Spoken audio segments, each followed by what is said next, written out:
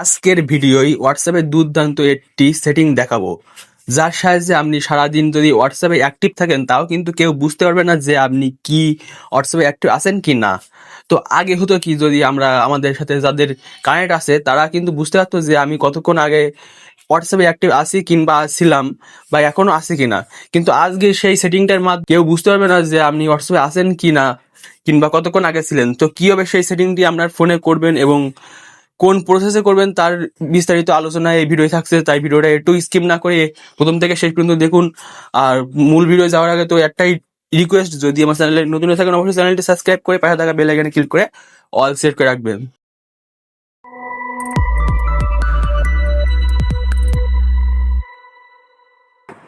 Mobile থেকে আপনাদের যে হোয়াটসঅ্যাপ অ্যাপটা আছে ওইটা ওপেন করে নেবেন। নেওয়ার পরে ঠিক এমনই একটা পেজ কিন্তু আপনার সামনে শো করবে।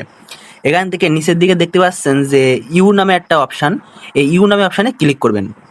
ক্লিক করার পর ঠিক এমনই একটা পেজ আপনার সামনে শো করবে। এখান থেকে একটু নিচে যাওয়ার পরে দেখতে পাবেন এখানে লেখা আছে প্রাইভেসি। এই প্রাইভেসি নামে অপশানে ক্লিক করবেন।